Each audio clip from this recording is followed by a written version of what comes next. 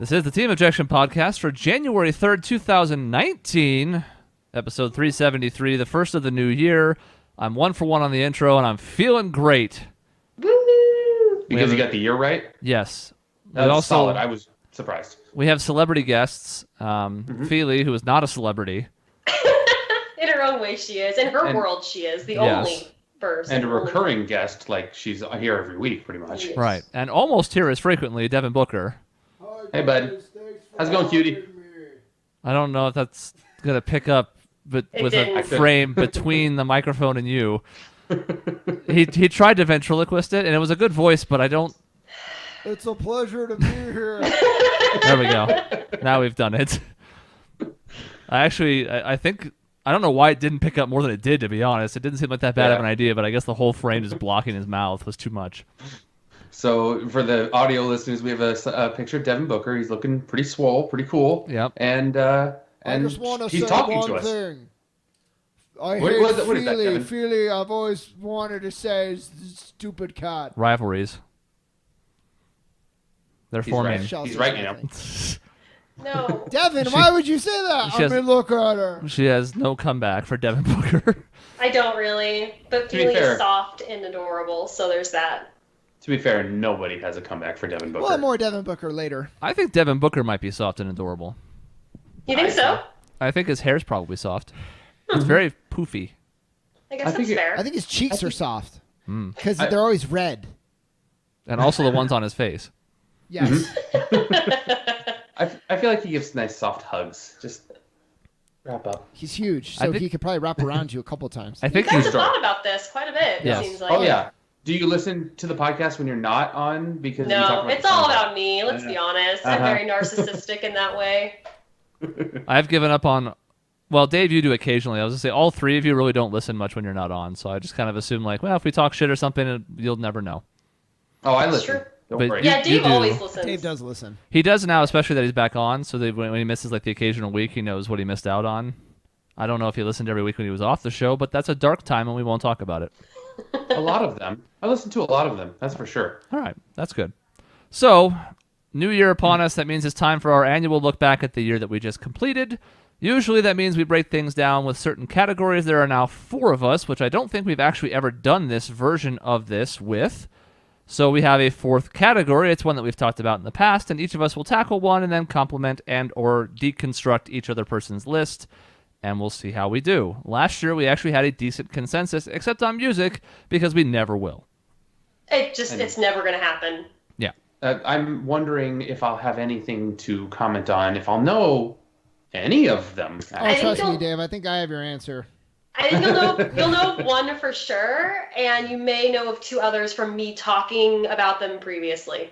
We That's And do. the probably other my ones, only- no way. We had one Only mainstream podcast. one last year, so Yeah. anything is possible. I have one album that I can talk about. All right. Good. I have Good. one album I could talk about. One song. I never really realize when albums come out. I'm like, oh, hey, they have a new album. When did that come out? 3 years ago. Oh. Shit. Oops. Yeah, I kind of do that too. I actually had to go through a list because I was like, did that come out like last year, the year before? It kind of all blends together sometimes. Yep. So we got to get this list out, all of our lists, because it's pretty important. There's a lot of award shows at the end of the year, and surprisingly, you will probably be surprised to hear they pull a lot from our show to form those lists. Yes. Both on like the lists on the websites, but also like for the everything up to the big name awards, Oscars, Emmys, you name it. So we really should probably get to it. Yep. And Hashtag top 5. there is so much to get to that we'll be splitting this up between the next 2 weeks. So next week we will have the conclusion. The other 2 categories we don't get into. There's a lot to get to, and there's no way you'd fit that in a 45 or even 60-minute show. So we won't even try. Am I going first? You are going first. You're Look the at host. that. It's your Or is choice. Sean going Oh. first? It's your show, Sean. Chris. You Should can do never whatever you go want. first. It's not I your should show, go Sean. first, Chris. Chris. So I also have a backup list ready to go. Don't worry, everyone's going to be much shorter, but it's my way of saying here's the real truth on everyone's list. So it's Team Objection's top 5s, but really it's Sean's top 5s. At the buzz. At the Team So Objection. here's the top 5 games I didn't play this year. Warhammer Vermintide 2, which is basically Left 4 Dead with medieval weapons. Pokemon Let's Go Pikachu or Eevee, which looked like a nostalgia trip I don't need to go down, but seem okay, I guess. But Soul Calibur 6, which supposedly might redeem the series after 2 god-awful outings. Spider-Man, which looks like fun and has the by now ubiquitous Batman Asylum-style combat, but with cooler abilities. And Shadow of the Tomb Raider, which is probably the worst of the 3, but I like the first 2, so I'll still play it. Didn't get to any of those this year. you also did not get to Assassin's Creed Odyssey No. or God of War. No. But I haven't played any other Assassin's Creed games, and I did play the first God of War, and while I know this is way better than that, it kind of soured me to the whole thing. So, sorry. I feel too about God There of War. will be no boy references here today. Oh, that's what You're supposed to let me borrow that, Shaun. Remember? Yeah, I Just know, let but me you play God of War. borrowed some other shit instead. What did you borrow? Oh, I didn't. Like Persona Nothing. or something? Because that's not actually shit. That's a very good game. I don't think he brought Persona either. I don't think he took either of the ones we suggested. God, what an asshole. I don't know why we even talked to him. Dishonorable mention: Fallout 76, Oh, Trainwreck, waste Ooh. of time. Don't know why it happened. Don't know how it got greenlit. Don't know how it released in such an incomplete form. Dave, imagine Fallout, but with no story and broken mechanics and all multiplayer all the time. Oh my God, I was thinking of buying it. Thank you for telling me not to get it. Yeah, I'm glad Don't. you checked with us. Because, Okay. no. Maybe in 6 months All they'll have right. fixed all these issues with patches and some additional content, but right now, God no.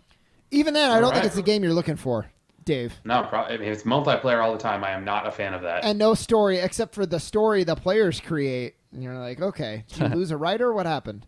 Speaking of losing a writer or your entire crew, Walking Dead, the final season. Dishonorable Yikes. mention. It's kind of embarrassing that you have a plan for sequenced, chaptered content, and you can't even see it to fruition because your whole studio just goes under. Not a good that's look. the Now, problem. what if it comes? Yeah. What if it finishes, which it's supposed to now, and it's like great? I think it's been rescued. I think it will be great. From what I've read, because I haven't played it, the first chapter of the final season was really good, and we're back to being about Clementine, which is important because season 3 wasn't. But for now, at least for 2018, F. Oh, All right. The F is for Dang. final. It may redeem itself in 2019, but it'll be eligible to be talked about then, so we'll see. The one that didn't quite make it was Valkyria Chronicles 4, the first good sequel to the first one. I've played like an hour of it. I haven't had much time, so I don't know. Number 5, NBA 2K19. This is disappointing to me that this is my 5th best game of the year. I'm sad because it's good. It's better than 18. It has a lot of redeeming qualities, and I've enjoyed my time with it. It also still has a lot of the same microtransaction bullshit that it had last year. yeah. That's now among the worst in the industry since Star Wars Battlefront doesn't exist anymore. Yikes. yeah, it's terrible. So here's the thing. I know I have never bought into it. I was severely tempted a couple weeks ago because I've been playing it, and I have like a guy who's rated 68 overall, and I'm doing okay with him, but it's hard. And I was severely tempted. I'm like, I could pump this guy up for $20 and get him up to low 80s. No, I'm not gonna do it. I'm not gonna do it, guys. And I held my guns, and I didn't do it. But I was very tempted. I don't blame you guys, but you haven't played it as much as I have, the series as a whole, so I am sick and tired of playing a 60-something overall, so I absolutely paid $10 for it this year. I did. I'm not even ashamed. I get that. I weigh I- that cost now when I know I'm going to buy the game. Mm. And that's embarrassing, but at the same time, I love basketball, and the gameplay is great, so I kind of see it as a thing I have to do. It's either that or I Yeah. kill myself. That's terrible though that they build it into the game. Like the gameplay's so bad. If you don't like the way they structure progression, everything, it's like it's almost unplayable if you don't pay. It almost is. Almost. Yeah. So the thing I've always thought about that is I really wish they would separate out the my player from the online faction of Uh-huh. it. And I get why they do it, and it makes sense in the sense of you build your player up and then take them online because people beat the the computer game too easily after a while, and so you need that extra challenge of human players. But still, like, I want to just play an offline version of I'm going to build my player up over time and make him good, and boom. And that's what I want. I don't have to worry about going to the neighborhood and going into all these different places. Yeah. So I also don't want my save to be tied to online because of that system, and then it doesn't save properly and you lose an entire game. Because if it doesn't connect to the server, it didn't happen. ugh. If you had an offline version, that wouldn't be the case. It would autosave. But I like the story though. It's so cute. Story was- Michelle, it there's was- a best boy in there. You think he's your rival, but he's a sweetheart. And then a real rival shows up, and he's a piece of shit. And Zach He really Galifianakis is. is also a piece of shit. Or not Zach Who does he play Galifianakis. Yeah, I was like, no, he looks No, like him now. Haley Joel Osment. Yeah. Who Sora. looks like Zach Galifianakis. Yeah. It's actually kind of uncanny. But yeah, So Haley. My only complaint with the story mode on that one was when you finally make it to the NBA and it's like, all right, it's the last game of the season, you're starting, and if you win, you make the playoffs. It's like, wait, what? It's very starting? storybook. Like Yeah. it's like what you would see out of like Air Bud. It's not Yeah. a situation that would ever happen. But No. I was okay with it because it's like you built me to care to this point, and I like so many of the side characters. We're so far removed from Spike Lee's NBA. I was really, Yeah, I thought the it's true. writing, I was surprised. I was like, this is legitimately good. Even the girlfriend character was good, and they've been a train wreck the Yeah. last couple of Yes. years. So that was Yeah, nice. she was actually really good. Yeah, you're like, oh, cool, a woman who has agency and has character. What do you know? I remember I was telling you guys, like, I hate the main character. He's so bad, and I didn't trust them to pull off, like, well, he starts bad and then gets better. Right, because you thought of Vic, and he's like, he starts Yeah. bad and gets worse. Yep. So there's no redemption Yeah. there. We'll get to Yeah. more redemption And- later on in the list. Marcus Young can just go die in a fire too. Yeah. I hate What a- every time I he's play the such a jerk. Spurs, I just want to destroy them. Yeah. Yes, It's a little disappointing that it never comes up again after the story mode's done. Yeah. Anyways, Yeah. we'll probably Yeah. do a full review of that game at some point when Michelle's gone. Don't tell her. Yep. Number 4 Oh, is well. Dragon Quest XI, a nice return to getting the game in the States, a nice return to it being a full-fledged console experience because there was some stuff in between that wasn't. So effectively, some people haven't really had a true Dragon Quest experience since 8, which was well received in the States. 11 still has some of the same trappings as the other parts of the series, which you can either love or hate. It has a lot of old school stuff, a lot of mechanics. The soundtrack is very old school, which a lot of people don't like, myself included. But it was still really pretty. It's still Toriyama's for all of his flaws and his strengths, for his character designs, and I enjoyed it, so it's number 4. I don't have anything. 11. sorry. I don't know how much. 11. I'm just 11 games. That's crazy. That series has been going on that long, Yep. and I've never played one of them. Well, it goes back to the E NES. I don't Yep. think JRPG storytelling is up to like Western RPG storytelling for the most part. It's not. And then I would say like Kingdom Hearts. Like I love Kingdom Hearts. That's not good storytelling. No. There's a lot of reasons I love it, but Or is it the best storytelling? Well, no, it's actually very JRPG in the sense that they make characters you care about, but their plots are garbage nonsense. so Michelle, this will matter probably the most to you. I was Maisie's playing through Kingdom Hearts 2. Yep. And we got to the part where summer vacation ended. Oh. And I was a couple of glasses of wine in, I will admit. I was legitimately crying. And this is the third time I've seen that scene too, or if not more. And I was like tearing up. Aw. Yeah. I watched a 20-minute explanation of the entire series up to date, and it was delightful. But I also got teary-eyed in some points, even though he was being very like condescending and critical of the nonsense. But I was just like, my children. Yeah, there's a something similar where he writes out a timeline and he gets to that scene in Days with Shion, and he's like, and then the saddest cutscene of all time plays. It's like, Yeah. it is. All the I stuff need you to guys read don't. that. Yeah. Chris, you know a little bit. Dave, you have no clue. You're talking about Kingdom Hearts, right? Yeah. Okay, I I know- know. I know the two main games. That's Yeah. all I Well, know. that's And I why got I'm saying you have very no clue. confused. Yeah. Yeah. There's so Shion many is a name that spin-offs. I don't even think you hardly know from. I think it's mentioned in 2. No. I think No. so. No, she's- not at all. I don't think she's mentioned outside of Oh yeah. of the game that she's in Certainly not by so name. far. God, It's a mess. it's a mess. I was like, I love it, but it's horrible. We'll also review that presumably later this month. oh yeah. That game has not been pushed yet. They've had enough trailers to where I actually think this is happening. We'll see. Oh my. Number Is it January 29th? Yeah. Yeah. yeah, it is 4 weeks from today when we're recording. You're gonna have to give me a little bit of time to play it, but I'm gonna be prioritizing it. So Yeah, same. I'll Michelle, fit are it you in. gonna get it and play it? No, I have no console for it, so well, that I'm makes it just hard. gonna watch someone play it, which isn't ideal, but Yeah. whatever. Okay. I thought about doing it for the channel, and I'm like, first of all, I care too much about it, and second of all, that's going to be like 100 hours. Nope. Yeah. Nope. Yeah. I've already done 2 100-hour games for the channel. It's a mess. Yeah. Number 3 is Dragon Ball FighterZ. Fighter Z. Was that with a Z? That's correct. Okay. Just Good. making sure. I'm glad that was conveyed. Yeah. I'm already kind of Zzz. yeah.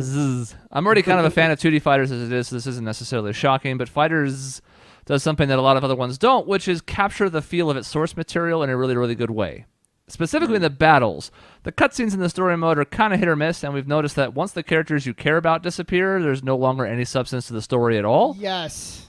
In the beginning, it was kind of like this fun crossover of characters that didn't really interact in the show, so it was like a dream scenario of like, oh, what would happen if Goku and Frieza teamed up? That'll never happen.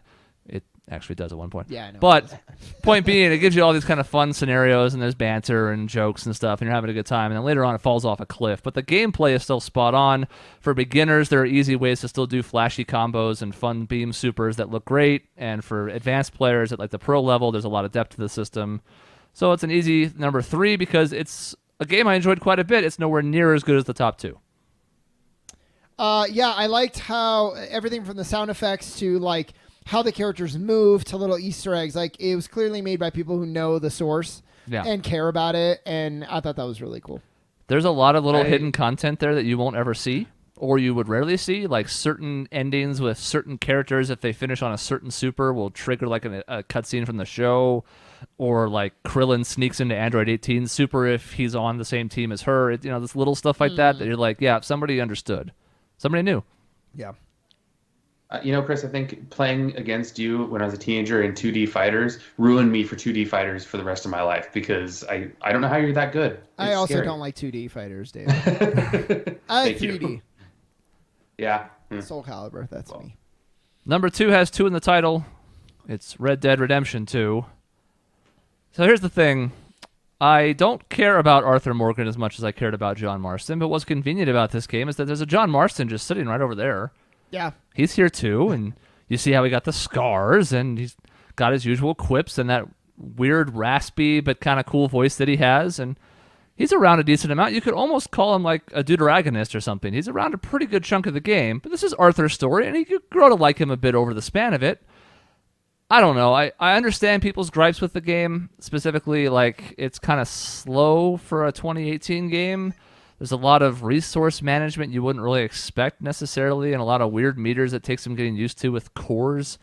But overall, I mean, Rockstar delivers polished experiences. If you don't like their style, you're not going to like this game either, but it's really good. I love the Western motif. I think I like the first game better, but I still enjoyed 2 quite a bit. See, I like the first game. I thought it balanced immersion with, like, this is a video game.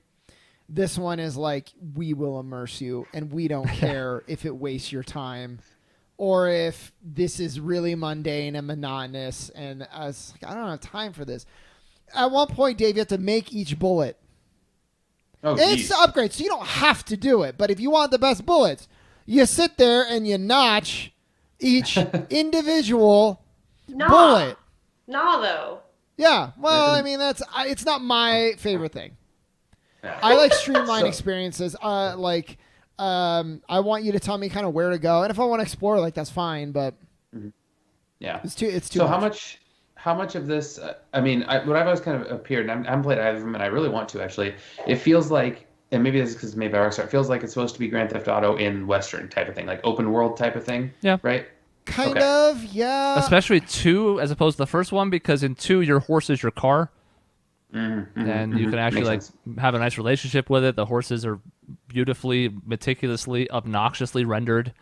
So there are a lot of times where you're like, oh, this is just like I would do this, except now I'm on horseback, so everything's kind of slower, and I have guns that are like old timey. I don't think it's that Grand Theft. I mean, I know that's a comparison, but you can go on sprees where you just kill everyone in the town, but it's so contradictory to the character that you wouldn't do it. To me. Which is weird because these are outlaws, and while I don't know if the characters in like Grand Theft Auto are supposed to be good guys per se, they're also not explicitly bad guys. They're kind of just left in this gray area to let you decide. These guys are decided outlaws, but they have heart. Yeah. So it's different, but a lot of the trappings are similar. I haven't gone far enough in 2 yet, but in 1, the story they're trying to tell is one of redemption. Yeah. At least that's how I took it. So if you go and murder everyone in a town, it's just like, I don't know, it kills the story for me. He wouldn't do that. Are to be redeemed when you murder everyone. Yes. Yeah, that's what I'm saying. But John Marston's still cool, and Jack can go die. Awesome. Number 1 will not surprise most people with Smash Brothers Ultimate. It is nice because as we got towards the end of the year, I was like, but well, I mean, both Red Dead and Smash came out right near the end of the year. And up to that point, I thought, I have my annual list coming up. What the hell is the game of the year? Well, luckily, 2 strong candidates came forward, and Smash is just a little bit better. This is somewhat cheating. It is not a port, but it's kind of a port. It's kind of a port in more ways than one. It's sort of like the Wii U game, and it's also sort of a conglomeration of everything else in the series up to this point, from characters to stages to everything else. But even so, just for its single-player mode alone, which is the first good one in quite some time, I mean, I put like 20 hours into that, and I loved it. So Smash is an easy number 1 this year. There have been times in years past where I've been torn, like I picked Odyssey over Persona 5, and I still lose sleep over that. I have no problems with this whatsoever. Smash is a clear-cut number 1. That's one of those games. Even though I just said I don't like 2D fighters that much, Smash has always kind of touched me in some way that I like, in a sense of I'm not good at it, but it's still fun, which is kind of crazy. I love this one. I think it's the best in the series. I agree.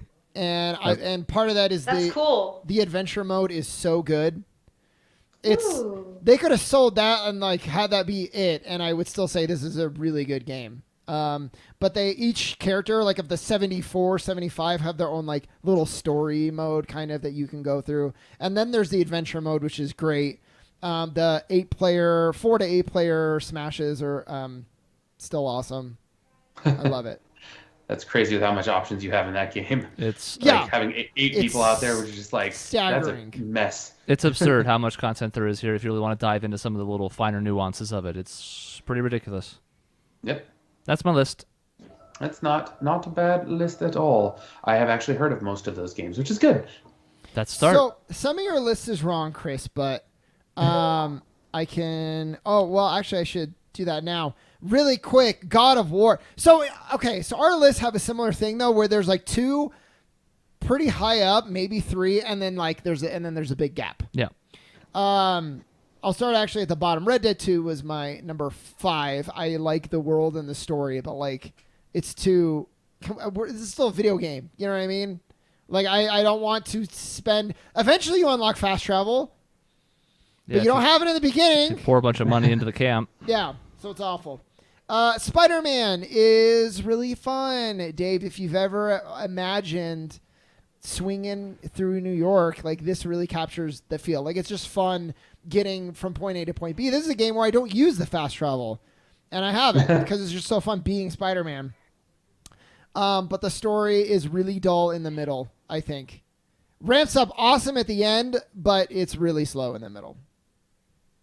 I'm leaving it open for questions if anyone has any really quick. Well, I agree with you. I would love to swing through New York on webs like that. I would be afraid to rip my arm out, but still, it'd be fun. No, you'd be Spider-Man, though, so it'd be okay. It wouldn't rip out. Be okay. I have the strength of a spider. Yeah. Yes. That's not a sentence anybody ever says. Smash Brothers Ultimate is great. I love it. That's my number 3. Thronebreaker, Game of Thrones. This is what I'm talking about. Western RPG, Eastern RPG. I wish I could have said Witcher 3 was my game of the year, but that came out in like 2015. But I played it this year, and it was like, it touched me, like Dave, as you said. Thronebreaker is like a weird sort of side story game, kind of like a prequel, but you're following a totally different character. It's like Yu-Gi-Oh, Dave. I'm just addressing Dave. You are. Like in a Witcher RPG form. He's addressing me like I have any clue about any of these games that he's referencing. Like I've never played Yu-Gi-Oh, or have I played Witcher? Yeah, that's really good. Yu-Gi-Oh, Yu-Gi-Oh, Yu-Gi-Oh. That's adorable, Dave. At least you didn't say I really love Yu-Gi-Oh, Sean. Believe me. That's true. Yu-Gi-Oh is great. That sounds like Donald Trump now. Yeah. And then Believe me, it's Yu-Gi-Oh. Yeah, God of War though. That's the big one. And you can't include it, play it. No. But and probably never will. See, that's to me, that kills me inside. In fact, the fact that you hate one so much is even more fuel to like play this one, because it takes where he's been and uses that to like craft the next step of his journey, where he's no longer that person, or at least very desperately trying not to be. And it's so good. I love it. It's the best story in 2018 for gaming, by far.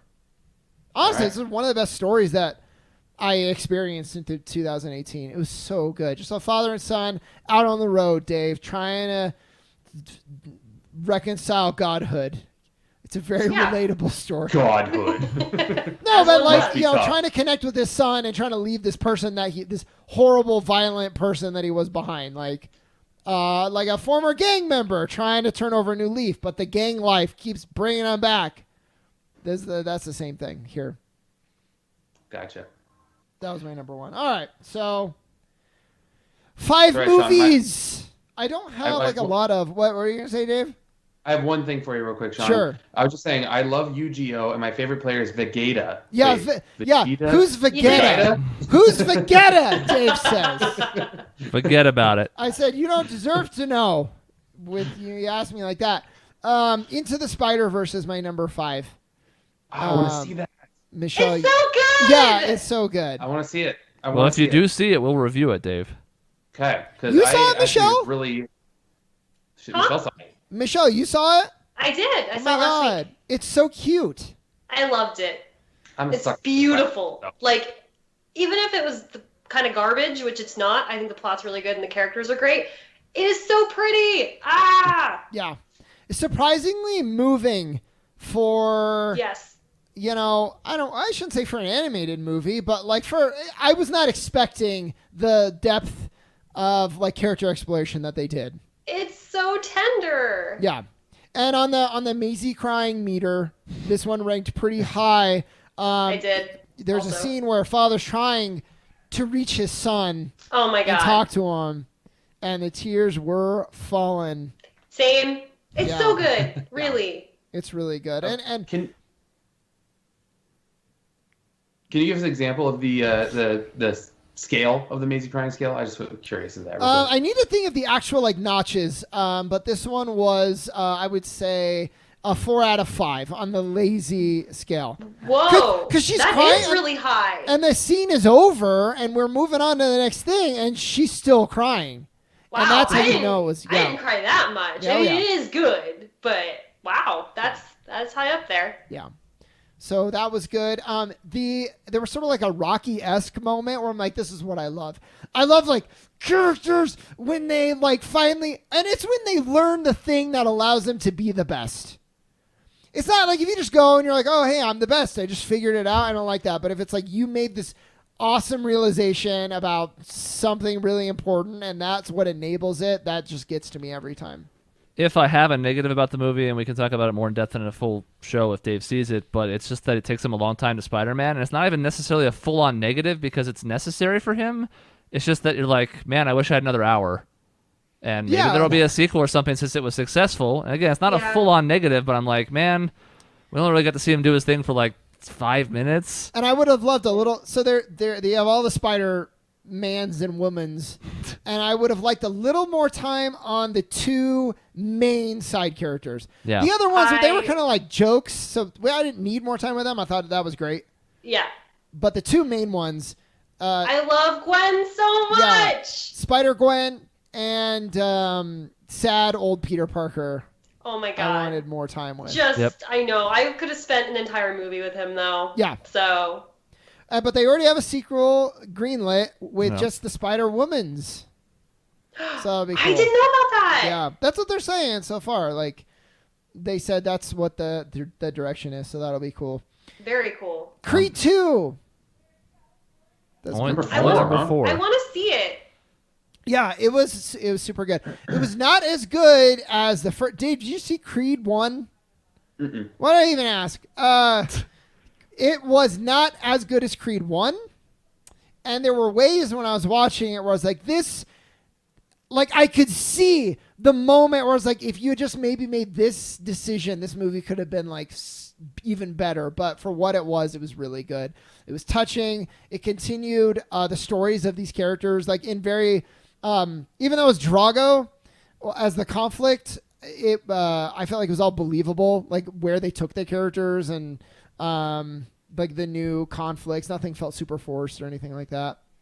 And I mean, the boxing was good. It like just continues to get better. Yeah. You watch this movie's boxing, you go back to like Rocky 2, and you're like, Jesus. I feel like you could watch Creed without seeing other Rocky movies and not miss a ton other than knowing why we should care about Rocky. In this one, you also have that in addition to, like, who the hell are the Dragos and why should I care? Yeah. Now, I love Rocky, so I'm here for all that. I can see how that would be tough for people who don't care about the series and only got introduced via Creed. But it's kind of a nagging, minor thing. It's the first sequel I've ever seen that's like a direct sequel to two movies at the same time, which is cool. And one of them was from 1986, I think, or whatever it was. What are you going to say, Dave? Is a lot of the things in there like stuff that are like Easter eggs almost for like, oh yeah, I remember that because I know the first few movies so well? Yes. Or is it like you really need knowledge? Well, there are Easter eggs at most, yeah, but there's little throwaway lines and stuff, little like lines of dialogue that are either pulled directly from like Rocky IV or reference them that you go, and a couple of them are actually kind of like little heartstring pulling type things too, but nothing major other than just like who the hell Drago is. Gotcha. Yeah, I think that's maybe like the Star Trek reboots in that sense, where you don't have to see the old Star Treks, but they throw in references. Yeah. And a cool cameo at the end. Yes. All right. Yes. Very Won't say any cool. more than that for anybody who hasn't seen it yet. We may also review that in a full episode at some point. Who knows? I thought they forgot, to my dismay, I thought they forgot about this character completely. And they didn't. I was really happy. All right. Especially because this character has had, his actor, quite a bit of success since this person was in that movie.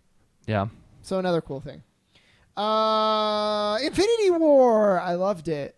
And it's number 3 is probably a little high, but like, again, you see this as the culmination of decades worth of planning and really great storytelling across the board for the most part. All coming together for a villain who's like truly terrifying, but also kind of sympathetic in a way. And it was great. I liked it a lot. Yeah, I could see Thanos being kind of sympathetic, actually, from what I know about him. I could see that. Yeah, he's not... Go ahead. I saw this because it was either recently added to Netflix or it's going to be. But anyway, people were getting upset because the caption, the summary for it called Thanos a sociopath. Oh, and people got all upset, which I thought was really funny. Yeah. I mean, from one lens, he is. He's really not, but you can certainly view him as such. Yeah, it was silly. Anyway, sorry. Intergalactic sociopath. I remember. It's sort of like it's a different, obviously, there's a lot more depth to him, but it's basically a two-face obsession with balance. So you could see it. It's wrong, but you could see it. I think it was. I was surprised at how well Infinity War juggled everything. We worried in advance when we talked about the movie before it came out about how is it going to give the adequate time to basically like 30 characters, and I think it did a pretty good job. The characters that shouldn't matter, at least at the first half, at the very least, don't a ton. They get some moments or a throwaway joke here or there. The main ones get plenty of time still. Thanos, despite not really being introduced before this, and no cameos don't count, has plenty of time to shine. He's basically the main character of the movie. And I'm interested to see what happens in 2, which by all accounts is going to be more than 3 hours.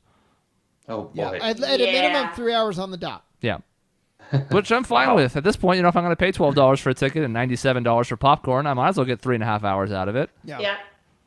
True story. Yeah, I just... Captain America is one where they saved time because they didn't really go into him very much at all. Mm-hmm. And you can already tell in all the trailers for the next one, like he's front and center. He's going to be in a big. He's going to be, and he has to be because he might die. But even still, even if he wasn't going to die, the fact that he was not in the first one, this is how they're going to balance it. And that's great. Yep.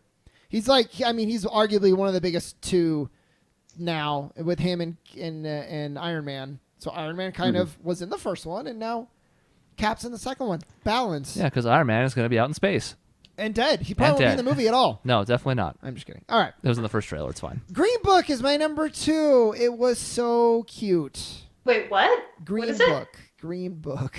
You all have heard of Green Book, right? As I joked the day they went to see it, the sequel to Green Mile. Yes. There it is. I've never even heard of it. It is a movie with Marshall Ali. You know, the guy from Moonlight. And yes.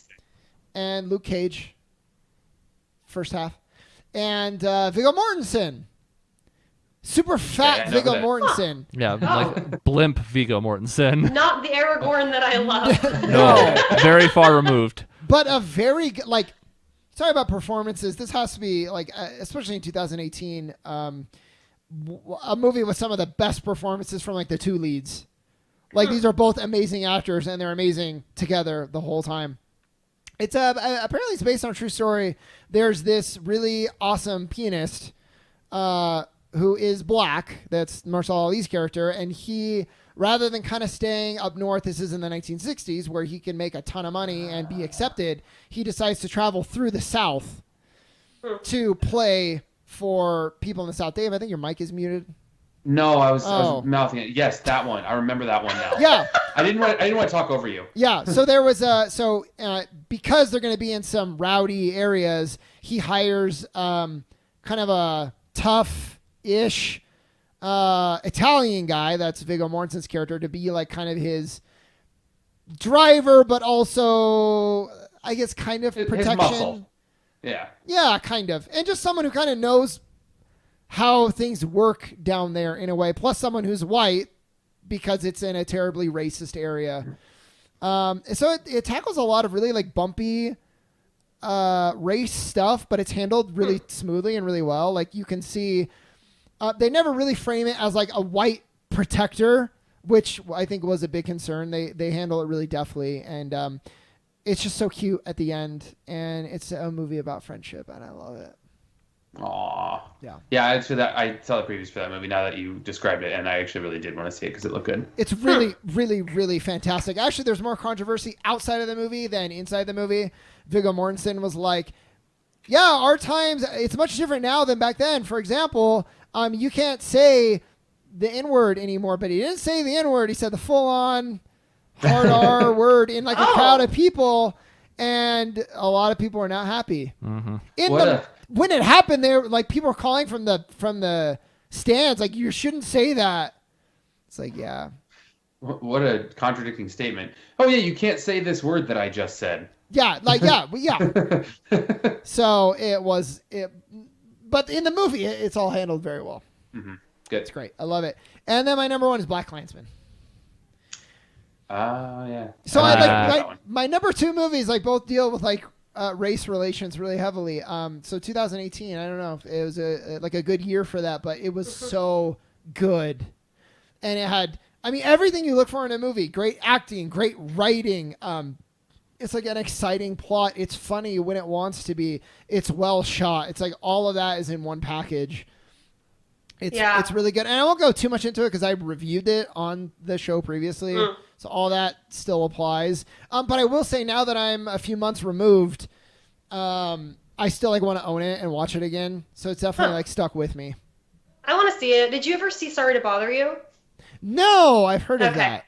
I want you to watch it because you like BlacKkKlansman so much, and a lot of people compared them, obviously, for, kind of obvious, maybe shallow reasons, but also because thematically they deal with a lot of the same issues. But I think you would like, I don't know if it would hit your top 5, but I think it would be up there for you. I think you'd enjoy it. Okay. Yeah, I'll definitely. I almost watched Widows, but we couldn't find a time that worked in Oh, Flag. it's so good. Like it was this close. We just couldn't make it work. Got another one that deals with race. That was kind of like a whole theme of this year. And then I mentioned to you early before we started, but like I have Roma on my like immediate to watch list, and that also deals with more like classism issues, but race to a lesser degree. And I've heard it's incredibly good. Yeah, and Black Panther didn't even make.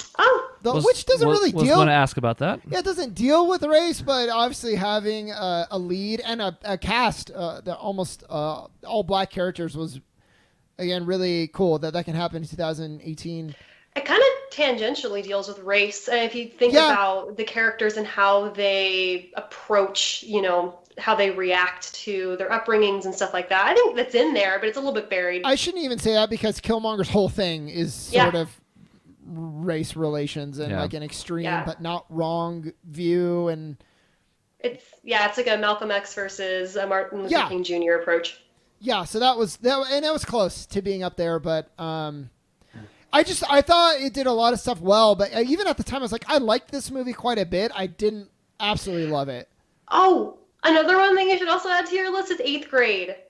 I've heard that too. 8th grade Ah! and mid 90s is another one that's kind of like kids growing up that I've heard is really good. All on the list, yeah.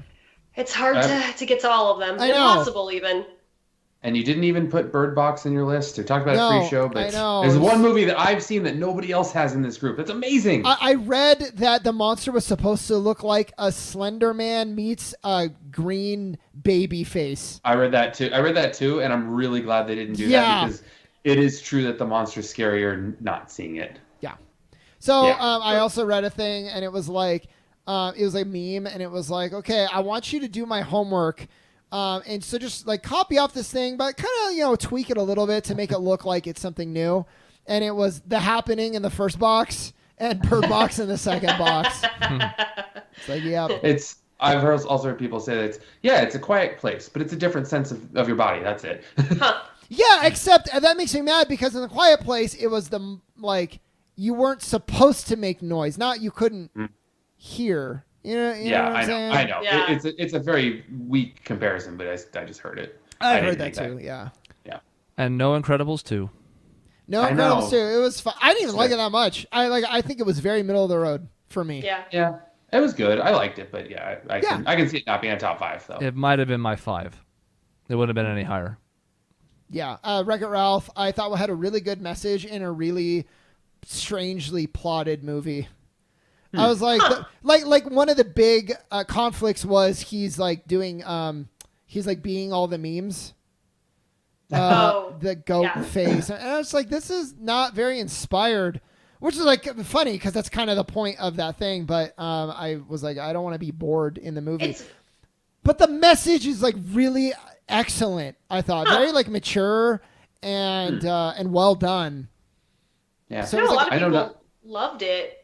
I didn't like the first one that much either, though. So. Oh, okay. Well, yeah. I the people that I heard it from loved the original one, and it's weird because the plot is the Emoji Movie, and that movie is literal trash. And so I was like, I don't know about this. And I have seen the Emoji Movie from start to finish, and it was a waste of time because I was high, and my friend was like, let's watch the Emoji Movie, and I was like, let's do this right now, and it was terrible.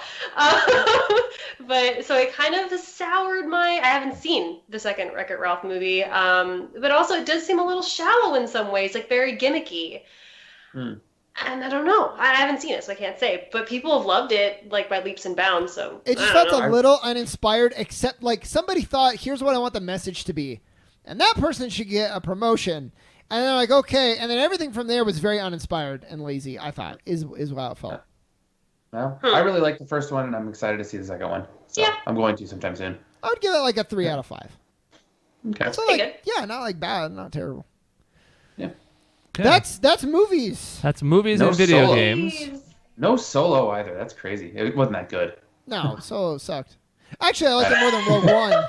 Wasn't Solo December of last year? And it was 2017. May. It was May Oh of 18. no, it was. It was not a holiday release. Oh. Yeah.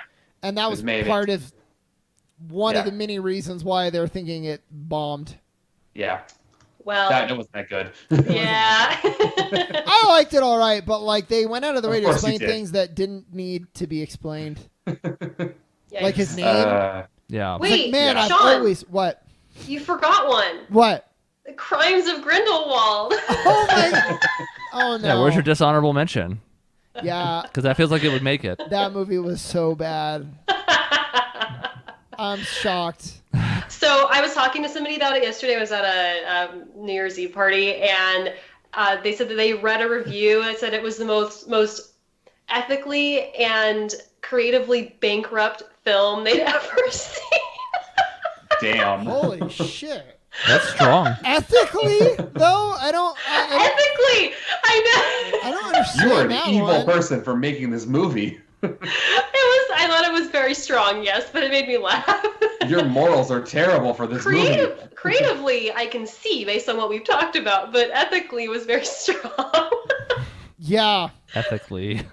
That's the measure by which I take my movies. Man, nothing. Characters, plot, everything about that movie was bad. At least Wreck-It Ralph had some things that were good. Yeah. God.